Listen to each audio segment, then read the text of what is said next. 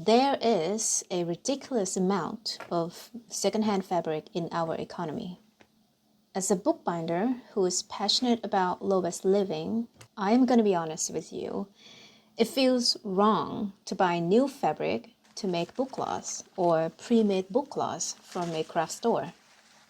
Secondhand fabric is abundant, inexpensive, and using it helps reduce the amount of waste going to landfills. But no matter how wonderful it sounds to use those as bookcloths, not all of them would work well. In this video, I am sharing how I choose fabric to make bookcloths and show you real examples of the books I made using different fabrics. In the end, you will know exactly what to look for when selecting fabric for your next project. So the main question I ask myself when choosing fabric for my book cover is this: can this fabric take glue well? Because the way to turn fabric into bookcloths is by paper backing the fabric. Paper backing means gluing a thin sheet of paper to the back of the fabric. This gives the fabric more body and makes it much easier to use as bookcloths. Fabric on its own can be floppy and easily show glue marks when you glue it onto a bookboard. Some common ways to paper back fabric include 1. Manually gluing paper to the fabric using PVA glue. Or 2. Using an adhesive sheet and bonding the fabric and paper together with the heat from an iron. I will make a separate video on paper backing later. Besides paper backing, you will also use glue when wrapping the bookcloth around bookboard, especially around the corners where the fabric overlaps.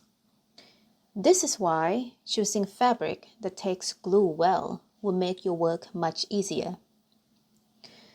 Now that you know about paper backing, let's get into how I choose fabric. When choosing fabric for bookcloths, I usually look for these qualities: soft fabric with minimal stretch, medium body, not too thick or too thin, a tight weave, smooth or lightly textured surfaces, has a single layer, and durable. Some examples of fabric types are cotton, quilting cotton, linen, hemp, denim. Let me show you some real examples of the books I made. Pink cover. This, I would say, is cotton. It's an old tablecloth. The fabric is soft and the threads are quite fine. It feels thin on its own, but once paper backed, it becomes thicker and easier to work with. I like this color. It's sweet and pretty like soft pink, not like screaming pink. White cover with bud prints. This fabric feels like linen. It looks natural and slightly rough to the touch. It is thicker than the pink fabric, and you can see different thread sizes in the weaving pattern. It is easy to work with, and it also takes ink well, which makes it versatile if you want to decorate the cover later. Pastel grid cotton cover. This is cotton tablecloth with medium texture, solid body. It might even work well without paper backing. I just haven't tried it yet. It takes glue well, and the pattern looks beautiful once the book is finished. The floral cover. This is quilting cotton. It feels similar to cotton, but has a bit of fuss on the surface.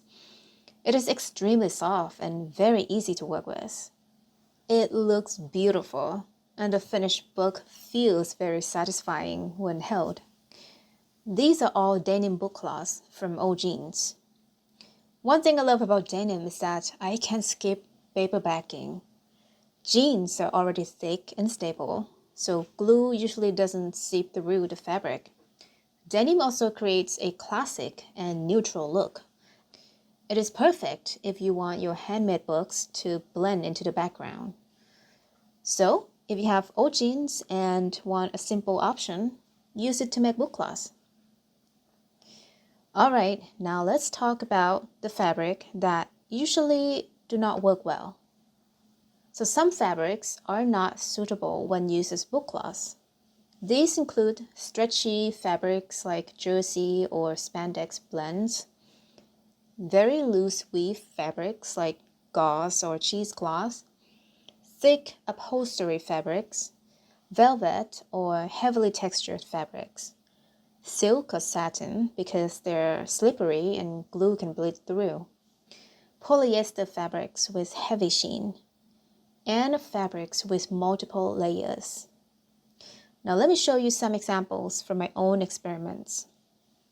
Here are the fabrics I probably won't use again. The blue curtain cover. This cloth came from an old curtain. The fabric feels synthetic and it has 2 layers. It did not behave well with glue, and wrapping the corners were very difficult. You can see here that the corners started fraying. Multi-layer cotton fabric. I got this really pretty cotton fabric from my mother and I had high hopes for it, but it is made like a collage fabric with multiple layers. Those layers shift when you try to glue the corners, which makes the process so frustrating. Alright, next part is the fabrics that are tricky to use but still workable. The red polyester bedsheet. I hesitated for a long time before buying this because it is very thin, making it not ideal for book cloth at all. But I like this deep red color. Polyester can be tricky to paperback because the heat can melt the adhesive too much. In this case, I used too much heat and the glue seeped through slightly. A better way would be to use lower heat and avoid decorations like embroidery that stretch the fabric and can cause wrinkles. Another caution is to use smooth paper to back it. Otherwise, wrinkles will be more visible as well. The earth tone stripe cover. This polyester fabric came from my aunt. It looks good with the earth tone, but it is slippery and doesn't take glue well at all when wrapping the corners. To make it work, I used double-sided tape to secure the corners. The green throw blanket cover. This is a polyester jersey throw blanket. It is thick and quite stretchy, which normally would not be ideal. But surprisingly, it worked quite well with glue and created this cozy cushion look. Similar to this orange cover book, which is also a polyester towel or blanket, not sure. This fabric makes a very eye-catching book. Alright, so those are the examples of the books I made using different secondhand fabrics as book cloths. When you are in doubt, test it. If you're unsure about a fabric, test it before using it on your real project. Try a small piece on a bookboard scrap. Wrap a corner. See how the fabric behaves with glue. If it works well, take notes. If it doesn't, but you still want to continue, make small changes and test again. Okay, I hope my guide gives you more clarity when choosing fabric for your own projects. If you ever find a fabric that sparks your curiosity, even if it seems a little risky, try it anyway. Don't let what I mentioned here stop you. Test it and see for yourself. This is the point of crafting. You will slowly build your own bookbinding recipes you're proud of. Keep testing, and I will see you next week. Bye for now.